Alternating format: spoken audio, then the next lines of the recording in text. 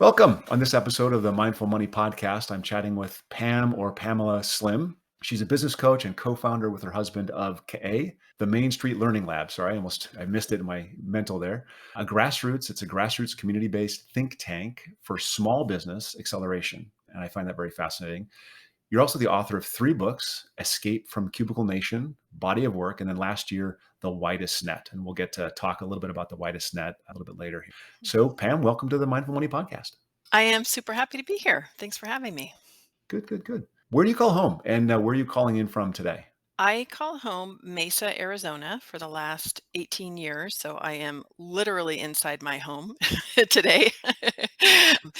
Normally, I'll work out of the Learning Lab, but I'm originally from the San Francisco Bay Area. So I do have deep roots there. And, when somebody asks you where home is, you sort of go first where you live and then back to where you came from. And then we actually just did a family trip to Scotland for the first time. So now I can really say, like, way home roots are back in Scotland, which was fun to discover. But really, for the last 18 years, it's been here in Arizona. So you did like primary school through high school before college in the Bay Area? I did. Yep. I Okay. lived in the same house in San Anselmo, California. Those folks familiar, it's across the Golden Gate Bridge from San Francisco. And yeah, I was actually an exchange student to Switzerland my senior year of high school. But otherwise, I literally have friends where we went from preschool all the way through high school together. Wow. I'm very familiar with San Anselmo because my wife's sister lives in San Anselmo, and the cousins are in San Anselmo for my kids. So it's we go there quite a bit. But the question I had was, what did you learn about money or financial success growing up? And was there any entrepreneurship in your childhood? What a great question, because our money stories and histories are extremely relevant, as you know intimately through your work. So I didn't come from an entrepreneurial family. My mom was trained as an elementary school teacher, but then after she and my dad got married, she primarily stayed home with the kids until my parents divorced when I was about 5. I have an older sister and an older brother.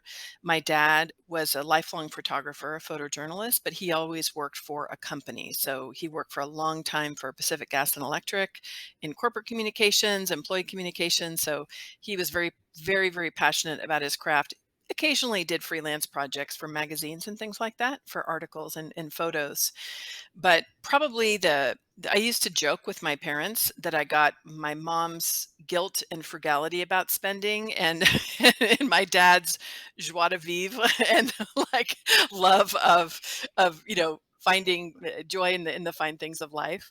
When the divorce happened, it was a total shock and surprise in the family. My dad was actually mayor of San Anselmo at that time, so it was 1971. Not It was at the beginning of a time in which many people ended up doing that. Now it's very commonplace, but it really wasn't at that time.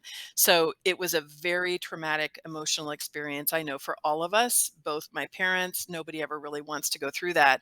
But in particular, I think for my mom, as a single mom raising 3 kids and having to get back in the workforce, a lot of my early messages and for my siblings around money was just that it is really scary when you don't have it, Yeah. and it creates a lot of fear and anxiety. So we actually all started working really young. I started working the age of 12 at Swenson's Ice Cream, washing dishes. My siblings both also worked in fast food. These days, we consider that a real benefit, but I will say a lot of it was based on wanting to help out. Yeah. I started working at 12 as well. I'm curious, that just takes me way down a side rail here. Do you have kids? Yep, I do. Mhm. Did you make them work young? So I did not make them real Oh, big. good. It's being a longtime career coach and business coach. I'm very clear about not making anybody do anything, but rather following their tracks. So our daughter Angie is the youngest and she's 14. Our son Josh turned 17 tomorrow. He just started working this year because he was really excited to do it. He's been a longtime soccer player. And so he always had that busy school soccer all the time, but his best friend is a couple of years older and started working. And so I am so excited that for his very first job, he works at the Buffalo Spot as a wing spot, which is up the street from where we live. And the owner, Pedro Ortiz, give him a shout out, is like a teenage whisperer because my son is like, I would work for free for Pedro. I would do anything for Pedro. All the kids there that work for him are super passionate. he runs a really well-oiled business and really has a great work culture. And so Josh is really excited about working. He'll take extra shifts. He loves the fact that everything is automated where you get the direct deposit, and he's just always trying to work up his hours. So it makes me excited. And Angie, I know now that when she turns 15, I think she'll be able to legally work. There's a whole thing of, 1970s, who cares? Like, I'm sure it was illegal for us to be working at age 12, but nobody really paid much attention those days. So she's really excited also to work. And what made me excited hearing Josh talk about it was just making that connection between what it feels like when you put in effort. He found the job himself through actually somebody on a soccer team, and he made all of it happen. And he just feels that joy of what it's like to take care of himself and earn some money. That's awesome, and, Mhm. I can't say that I made my kids go to work, but I kinda pushed them a little bit. Like, I did say, "You know what? Maybe get some work," because I have a 17-year-old, and I was like to him, I said, "It'd be really great if another adult was pushing you to do things," because he pushes back on us all the time, so it's a good thing. Yeah, I will say we have a 36-year-old as well. He's my bonus son, my stepson. So he's an artist. You can see some of his art right behind me if anybody's looking at the video. So he's been doing art for a long time. So he makes his living as an artist and also runs a bilingual bookstore here in Phoenix with his partner, Chawa. Wow. Yeah, I saw a photo of him on the website in his studio, actually, on your website, so you can see a lot more of his work there. Yeah. So can you walk us just really quickly through your career story? I know that you did some sort of corporate coaching, but then went independent and then launched the Learning Lab. Yeah, so I've been in business for myself for about 25 years. And prior to that, I was the director of training and development at Barclays Global Investors. So I did a stint in corporate training and development, which I actually really love. I love the field of training and development. It's just so interesting to me how we can learn, build cultures, really work on the human side of business. The early days of my training and my studies were around economic development and really looking at non-formal education as a tool for social and economic change. I spent a lot of years in college in study abroad. So I was an exchange student in Switzerland in high school. I lived in Mexico my sophomore year and Colombia my senior year, and then I went to Brazil after that to train capoeira, which is a whole other side story. So I spent a lot of time abroad. In that path, I have always been and always will be very passionate about grassroots economic change, not a top-down model where you parachute in, a model from elsewhere or a bunch of money from elsewhere, but really harnessing the strength and skills from folks that are on the ground and just doing your best to remove obstacles that get in the way of folks, earning money. So that was my early path. And then, as I said, I kind of found training and development that was interesting. The first 10 years of my business, I was a management consultant, and that was really directly springing from the work I had done in corporate training and development. In 1996, in the San Francisco Bay Area, as you probably know, it was an exciting time. There were so many tech companies booming. So I got to contribute to that growth, help build all kinds of programs. I did a lot of work around building management curriculum for tech companies and did that for about 10 years. That's what led me to meet so many people who were interested in leaving corporate, but were a little bit afraid to start their own business. So that's in 2005 when I started my blog, Escape from Cubicle Nation, ended up turning into my first book. And then I've really been in this space for the last 15 years. The Learning Lab comes from deep research. It comes unexpectedly. I didn't necessarily have this in the plans, but when I was doing research in 2015 for the Widest Net, for my latest book, around models of really ecosystem development, looking at building your audience and building your business more through ecosystem partnerships rather than just building an empire. I did a self-directed 23 city tour all around the US and then in Vancouver, Canada, testing the model before I was writing the book on it. So I called it the Unbook Tour with a little wink to my friend Scott Stratton, who wrote the books on unmarketing and unselling. And the idea was to really see what parts of this model that, again, for me, my roots went very deep in really studying community models and interdependent models of development. I tested it all around the country and got great insight for the book and the focus of it. One unintended thing that I did, I started my first workshop in Berkeley, California at Mothership Hacker Moms, a great co-working space. And in that first that very first session, I asked the group, how many of you have ever seen a Native American business presenter speaking at a business conference on a business topic? And I asked that same question in every single city, and only 7 had, and 4 of them were in Vancouver, Canada. So, because my husband, Daryl, had been a business owner for many years running a heavy equipment construction business, I knew there were tens of thousands, hundreds of thousands of Native business owners. So, we just began to recognize that there's a huge gap in the visibility of these experts.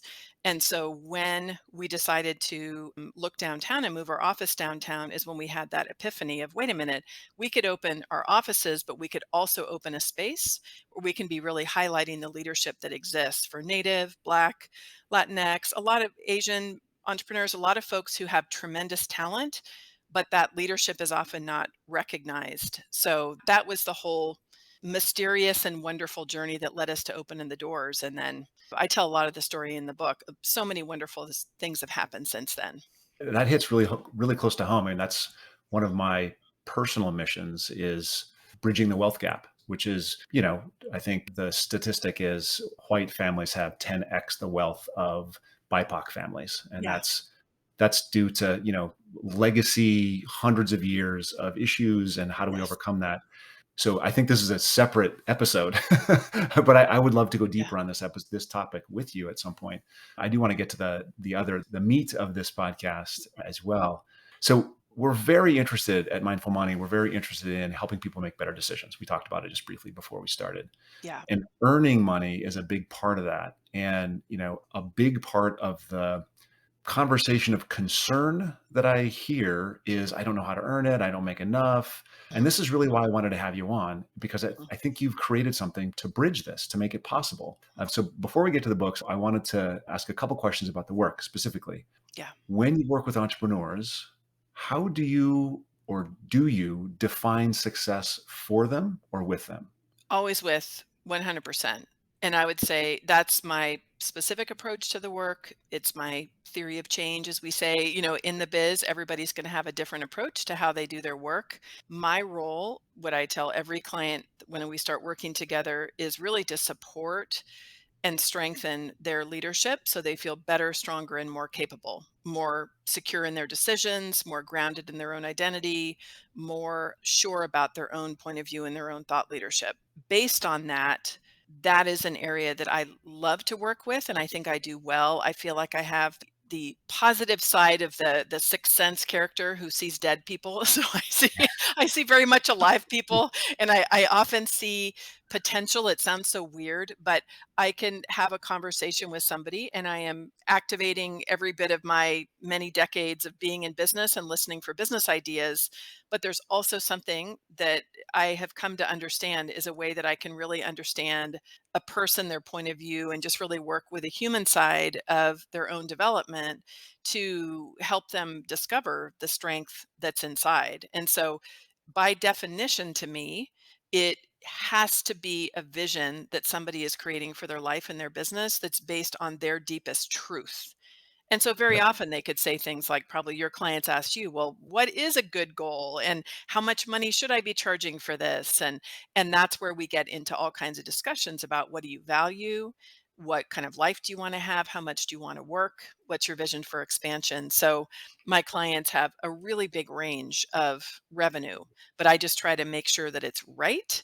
And Mm. especially in a lot of the work that I do with folks who historically have had to deal with systemic inequity, like women, as we said, folks of color, I will sometimes play the card of reminding folks, when you're doing this particular negotiation for a contract, that I find overwhelmingly that women might ask for less money. Like, is this an intentional choice? Does this fit with your values? Or maybe can we bump this up a little bit because we start to look at some of the systemic inequities? And that's a fun part of actively working on some of this in a person by person basis. Are there any specific strands you see, the commonalities you see between the entrepreneurs you work with in terms of what goals they set? And then as a secondary part of that question, are there any commonalities between like the things they're most afraid of?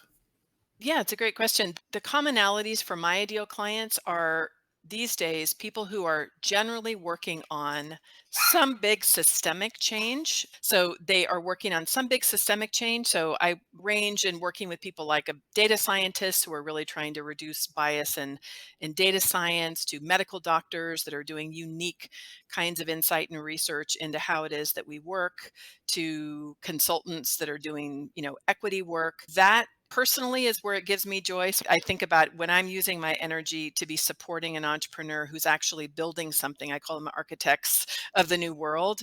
That's really my ideal jam. A lot of authors I work with, folks like that. So in that case, generally for them, when they are people who are looking at some component of social good, equity, there's always the question, and some of the concerns come in: what is my own capacity for earning? What does it mean where I really increase my earning? There's never an issue about wanting to make an impact, but sometimes we have to explore a deliberate connection between how are you making your money? How are you marketing? How are you implementing your ethics and integrity in operating in a capitalist system, which we know has some big limitations, and yet doing work in a sustainable way. So generally for people, there's the in phases, getting used to expanding what it is that they're doing, getting comfortable hiring more people. I tend to not work with people who are hiring huge teams. I don't do a lot of like software startups where they might be, VC funded, but really my sweet spot are people who tend to generally want to grow in the like at first to 250K, then 500, then it tends to pretty quickly accelerate into the about 2 million, 3 million, 5 million range. And for many of them, for those folks who pay attention to what work is like when you're at different stages of business, it becomes a bit of a different story when you begin to expand into the 5 to 10, or 10 to 20 and on. And a lot of folks I work with like to have more of that, hands-on, bit of a smaller firm focus. Yeah. I think there's my sense from my looking at your website and reading, it's very focused on local business. I mean, you talk about the ecosystem, and it sounds like the ecosystem, the partnership ecosystem, how do we work together? That seems like smaller 500 million, 2 million local businesses kind of working together to create, a better downtown, a better lifestyle for everybody, something that brings, builds the whole community up. So you're absolutely right that I have huge connection and interface with those folks. My clients are actually all over the world. So what's an interesting thing, knowing we have this container of our space downtown, is my office sits inside our amazing Main Street Learning Lab. Most of my days are on Zoom with clients all over the world. And then I have a really active role in our local downtown in being involved sometimes on a paid basis for doing consulting projects with things like ASU, which is Arizona State University is opening up a brand new campus right downtown. But other times I joke with my friends downtown that I'm the unpaid professional busybody. So I'm always looking for connections to make. So somebody's looking for a space. I know the landlord. I'll try to make an introduction. Somebody gets stuck, they're in a hard place. I try to connect them with somebody else. And it's one of these interesting things that I love to talk about and explore in the book a little bit is it is a bit of a non-traditional model because Mm. historically we're trained to think that everything that you spend your energy on has to be monetized, or that you just do work that's basically about making money and then you have a whole bunch of charity endeavors. And we flip it a little bit. And I say we, my husband and I have a very specific kind of work I do with my clients, but to me, it's all integrated. It's not charity. It's really based in equity. It's based in developing deep relationships. And sometimes you have part of activities you do that are not all monetized, but they very much make up a really important part of your body of work and your IP. So we laugh that, half the time we're trying to explain to people like, no, we actually don't charge for people to use the space, but we are very well monetized by the work we do with other people, but they get very inspired by what they see us doing locally. And to me, it's part of building a different way of looking at how we can actually build new models. You have your revenue model and your give back model all tied up in the same, set of, structures, which is it's a beautiful thing. Yes, very much. And what's neat, especially that I like, is where all kinds of community members are benefiting from the connection with each other. Where again, Yeah. historically, there's a lot of often, I don't think anybody intends it to be that way, but there's the, often white folks that are in, philanthropic circles that are making connections with a lot of Black and Brown communities and very much in that one way. And we just have many different examples of how people are constantly contributing to each other with thoughts, ideas, and money flowing all directions. Yeah. Yeah. This is a bit of an aside, but I would say something that might be interesting to you to check out is there's a group in Oakland called ESO Ventures that just got funded by the state of California, and they are building an ecosystem in East Oakland that's specifically to sustain small entrepreneurs. It's a very interesting thing. I think you have a lot of similarity with the Learning Lab. I love it, and Oakland was the last place I lived in the Bay Area, so I love it. I thanks for telling me. I will look them up as soon as we get off Yeah. this call. Yeah. Yeah. Yeah. That'd be great. So I want to go a little bit into the widest net. Now, a couple things. I understand the phrase, cast a wide net, but what feeling are you trying to, or sense are you trying to capture with the title, the widest net? Yeah, there is it's funny when some of the early drawings for the book cover were about a literal net, like fishing, casting a wide net to then pull the fish in. I say for me, the widest net is really about creating an unbroken net that underlies an overall community or ecosystem. And Hmm. so, no matter what happens, no matter how far somebody falls, there are other people who are there to catch. We are building a really, really powerful and strong foundation. There is, as you always do with book titles, have a little bit of the fun tension and the ideas where you're like, wait a minute, many people will have business advice about really narrowing down on a niche. And Yeah. that is not bad advice whatsoever. That actually can exist within an understanding of the totality of the possibilities that are available in a market. What I find with many entrepreneurs I work with is that they might come and just look at the models they've seen, or they might have a certain idea of how their business has grown, and they may not see all of the opportunities in a market. And that can be in understanding certain ecosystem partners, segments of what I call the ecosystem wheel. So, for example, if somebody has been really developing more materials for the B2C, the business to consumer market, and they've been selling maybe programs that individual people sign up and pay for, they may not realize that there could be a version of that, that they could be partnering with organizations to do licensing and certification. They may not realize there's government opportunities sometimes. I would have had no idea had I not moved and had a learning lab in a downtown setting. And now I know all of the folks in the city government, how much money and how many opportunities come through sometimes government entities that actually businesses can participate in. Academic institutions is the same thing. So sometimes at first, we just need to see the opportunities that are out there in terms of possibilities for growing audiences.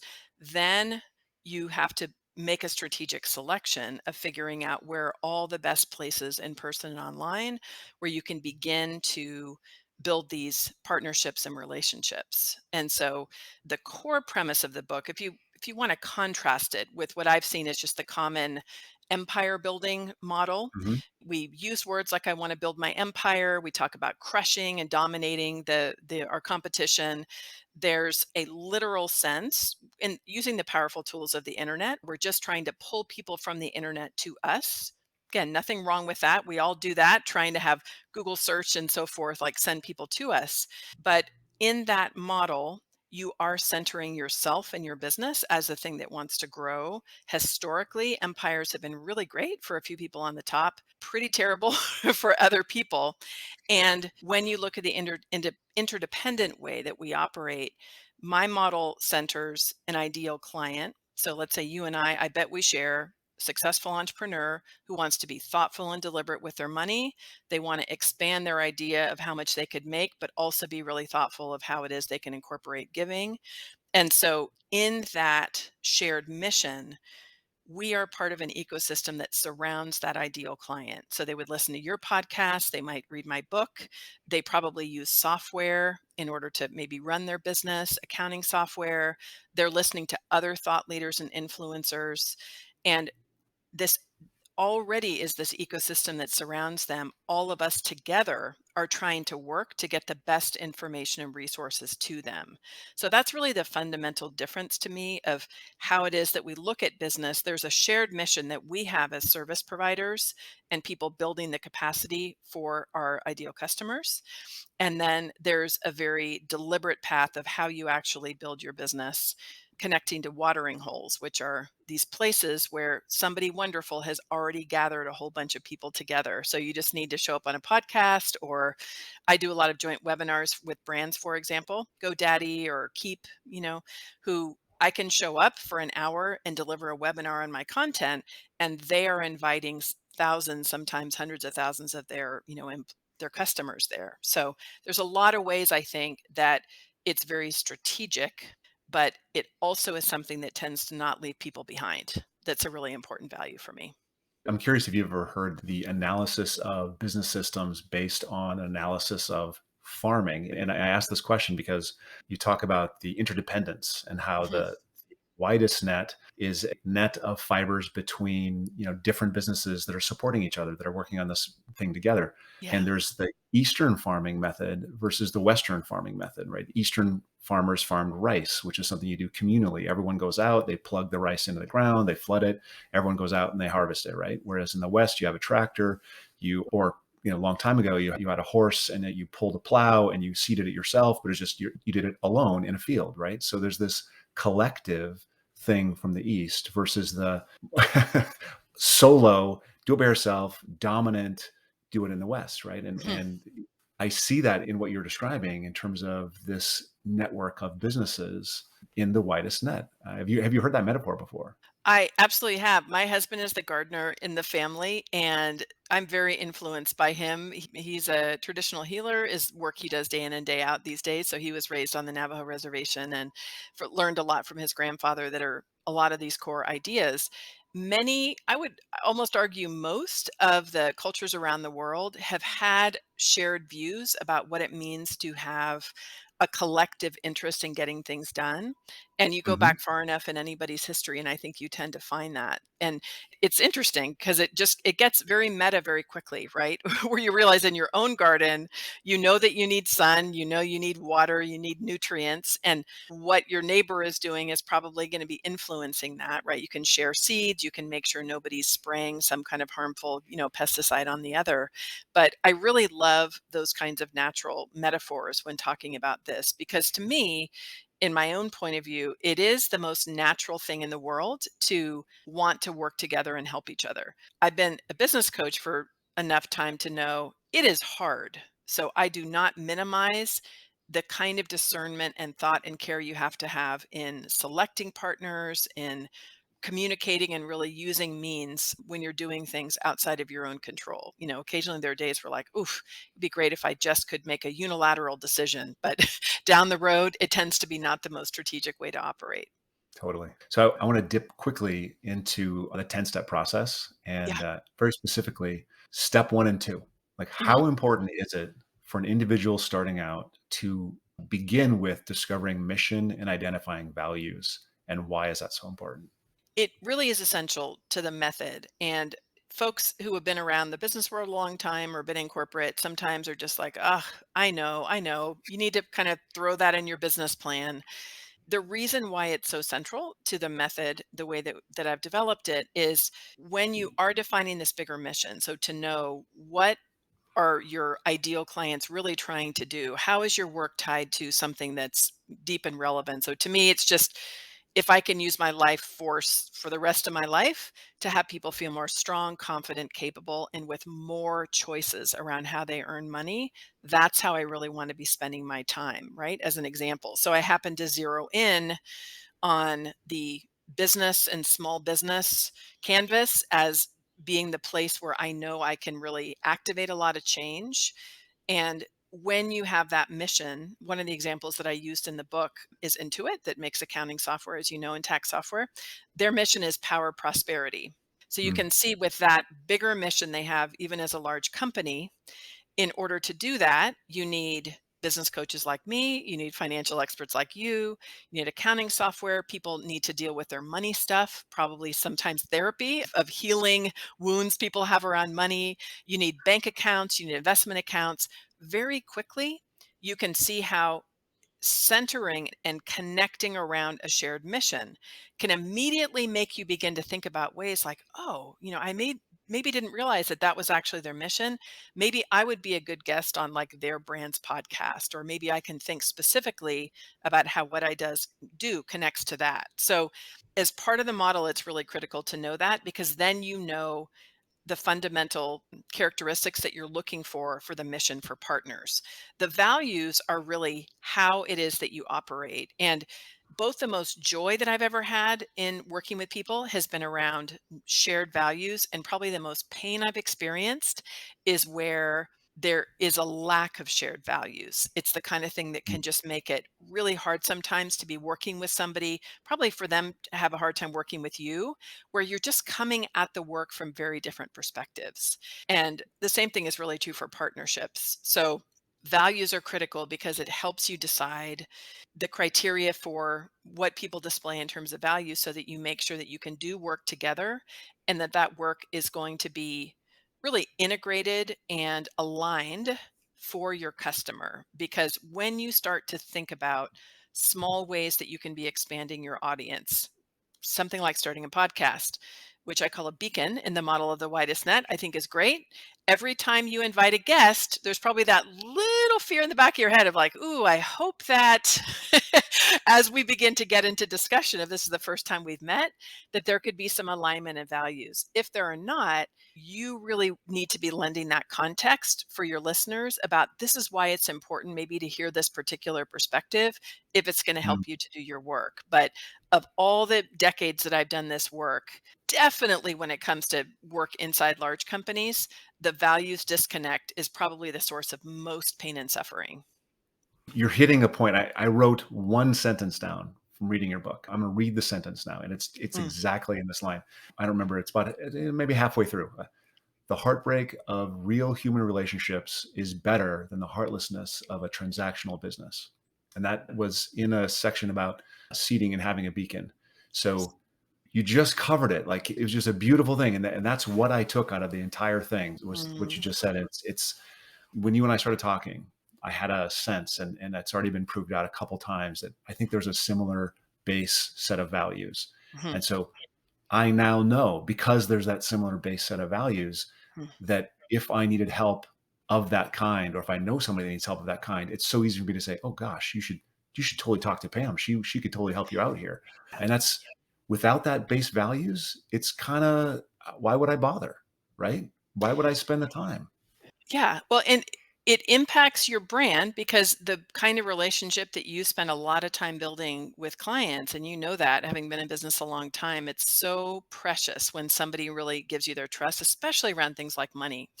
And Yeah. if you would have listened to, I don't know, hundreds, if not thousands of podcasts I've done throughout the years, I always say, like, I think the most important characteristics of folks who are doing financial work with others is deep empathy and lack of judgment, because people come so many times with fear, doubt, shame, concern about their money patterns, Mhm. that to really True. help people, you need to have that deep kind of empathy. And Right. so that is something, that where you've built that with your clients, you don't want to have that, interrupted. What's also important though, because it's really important for me. It's part of what we talk about all the time as a family, with my kids. It's not about only knowing people, or, only referencing work from people who are 100% aligned with your values. The kind of discernment and understanding we can have with each other, which I think can be helpful if we start to diagnose it from a values perspective, is where we can begin to look at the difference between, in Escape from Cubicle Nation, I called it your technical mentors. So there could be somebody who's just a genius in some element of business that is really helpful for you or your clients. They're different from the High Council of Jedi Knight members. And my criteria for that is those people, the High Council people, they have the skills and the technical expertise, but they also share the values. So those would be people you would probably trust to take care of your kids if you had to run out and do something. And the advice that they would be giving is in the context of a shared value system.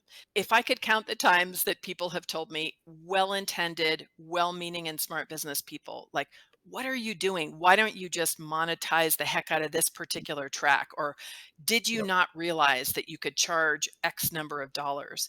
That can be extremely valid business advice. But when we can begin to share and say, here's the perspective that I have, here's my definition of success, then we can have, I think, a shared respect. And that's where you have, if you think about it, just visualizing different ecosystems, we can have little places where we're meeting and connecting and still realizing for the main kind of development that you do, there really are, probably millions of different ecosystems. When you have close partners, that's where you really want to make sure that you have shared values together. But there's a lot of other places where you can point people for interesting information. And that's always a vision that I have, is that people can at least respect the source of choice that people make of around different ways to build a business.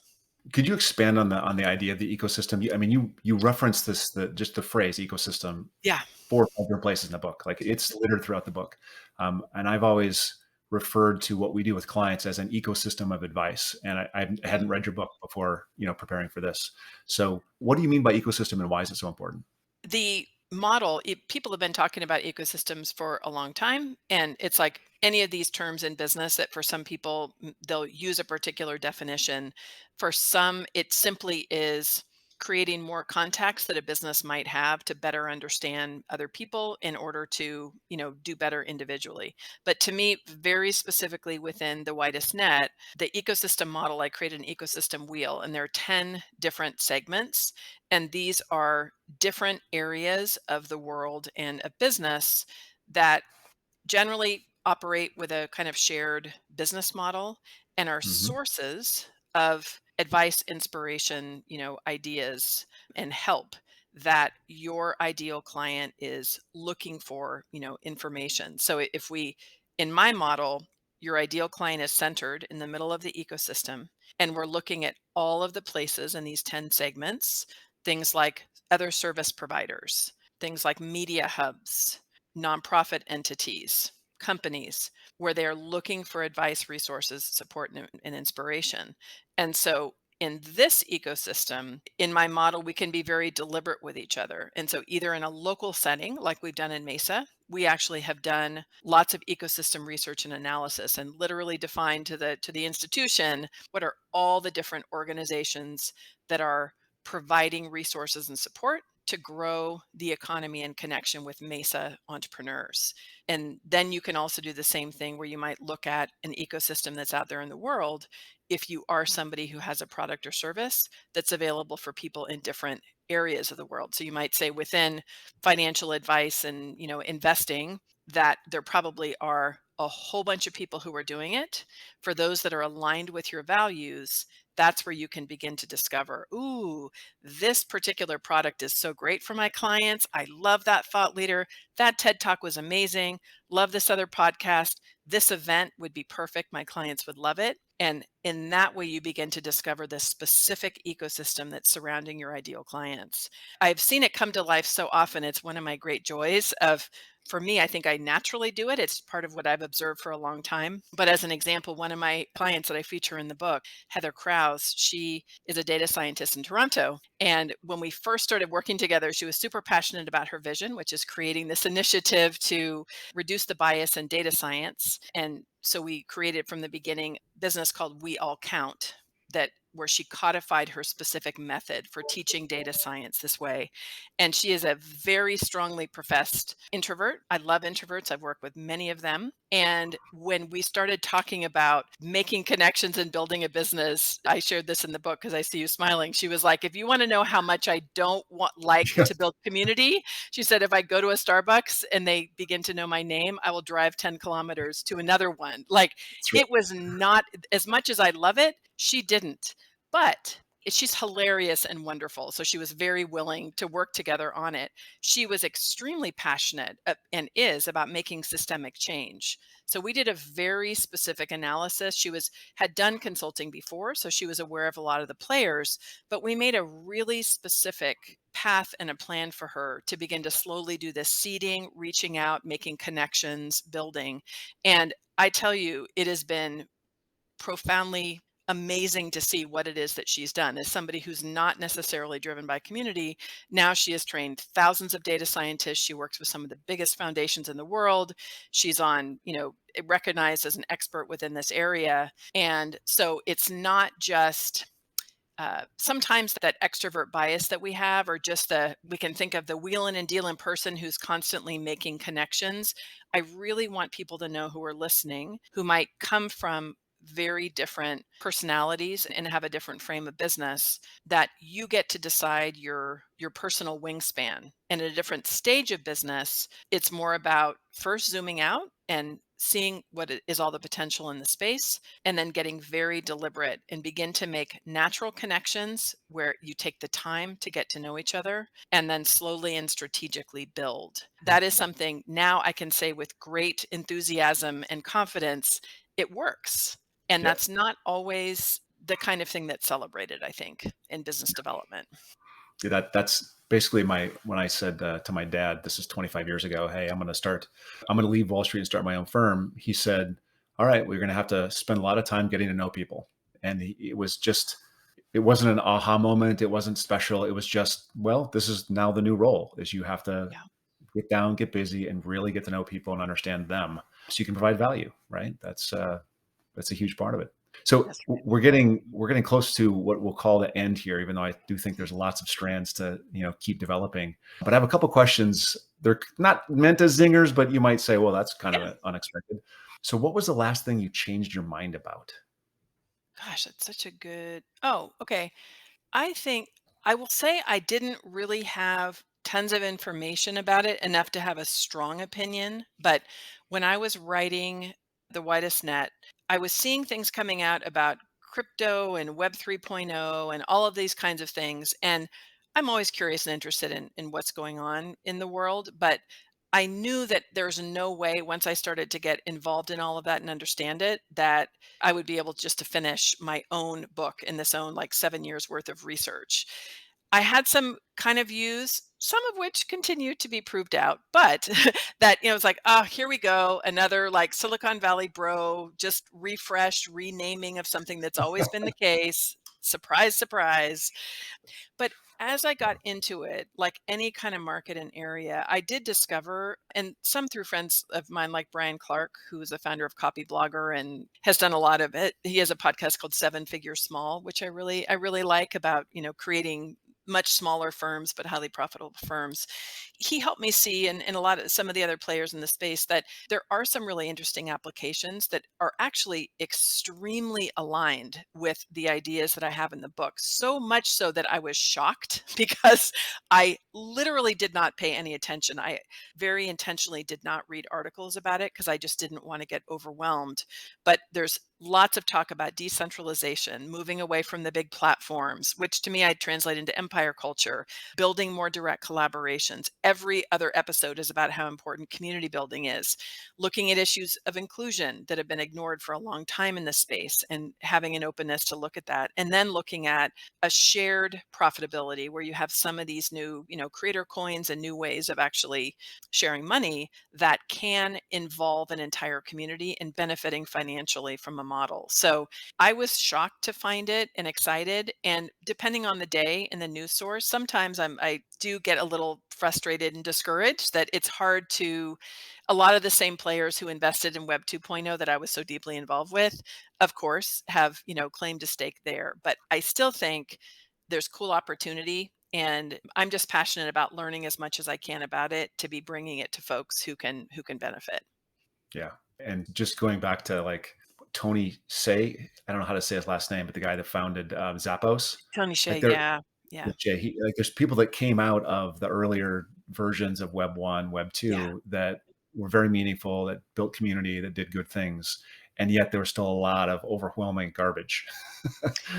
I know, it is so true. Such a tragic story too. May he rest in peace. Yeah, it's just been Yeah. oof, Yes. it's painful to Yeah. see. But there are always that's where to me you begin to look for these different threads and veins of folks Yep. who are taking interesting applications. It goes way back to the early consulting days. Being in the midst of Silicon Valley and seeing some of the ideas, like I get as excited and filled with dopamine as anybody else when you look at possibility. When I blend it with a lens on inclusion, equity, just certain patterns that if there's Exciting. not substantial change in awareness and analysis, then it is unlikely that there will be any kind of shift in power and wealth. And that's a part that for me, I would love it where it becomes pervasive, extended, wealth for all. So, Yep. yeah. Yep. Wow. More things to talk about. Is there anything that people don't know about you, or maybe you've told them about you, but they don't always remember that you really want them to know? That is so interesting. I think so. One thing, and it does go to continually looking for words and ways to be describing what it is that we're doing at the Learning Lab. There is a narrative, and a lot of it is just driven by like popular kind of white, business culture that is positioning the work I do as, oh gosh, look at, how Pam is really leading all of these initiatives within these communities of color and somehow that I'm like directly leading it. And part of what I always like to anchor over and over is that the work that I find the most enjoyable in that particular space is supporting and highlighting the leadership that already exists. There was Yeah. when in the first number of years as we were starting the Learning Lab, it was so common that folks would come in and maybe they've been from other incubators and stuff. And they're like, oh, are you developing the curriculum? What are you teaching these leaders so that they can be successful? And I would constantly say, the problem is not that they're not already leaders and they're not already successful. It's that there is not an awareness in the broader business culture about the gifts and talents that folks have. There's not the same access to resources and opportunities. And so that's a thing for me. And it's no shock to anybody when they get to know me that I do tend to have, like in my via character strengths, if anybody's ever done that, the character strengths based on positive psychology components, love and justice are at the very Mm, top. So mm. I do have more of like that strong justice oriented component. And I think probably being the parent to Navajo and Anglo children now, and just seeing and breathing and experiencing a lot of the stories that my mother in law shared with me about so much strength and beauty, particularly, for example, in Native communities. I just, whenever possible, try to really cast off that narrative of the white savior, the expert that's coming in to fix anybody. That's not the reality of what exists. I'm lucky enough I get to partner with people who are amazing. And so, yeah, I don't know if it would be surprising. I tend to live pretty transparently, for folks, but I think Mm. that's one is it's not a charity venture and I am not personally, doing lots of the transformation. I'm providing space for it to exist. Maybe the part that I was just sharing with a dear friend of mine and a client, people might be surprised that like I love me a rom-com. I can be all over pop culture. I was like, I binged Bridgerton and loved every second of it. And she was like, I didn't know that. Maybe thinking I was just deep in economic analysis or something on the weekends. I can watch a trashy, it's not trashy, it's great. I mean, Shonda is an amazing creator, but I can watch a rom-com with the best of them and still show up the next day and fight for equity and justice. There you go. Be proud. Stay proud. So, how can people find your work and connect with you? You can find me at pamelaslim.com. That's the best way to find out what's going on. I'd love to connect on LinkedIn, so that's a good place. I do have Facebook, but like in Facebook, I get all filled up with friends, and so feel free to follow my work over there. Instagram, I'm generally children and dogs most of the time, so if you like both of those, then you'll like me over there. But LinkedIn is the best place if we want to start really getting to know each other work-wise. Sounds good. Thanks, Pam. All that stuff will be in the show notes. I really just want to say thank you for being a guest on the Mindful Money podcast. Thanks for having me.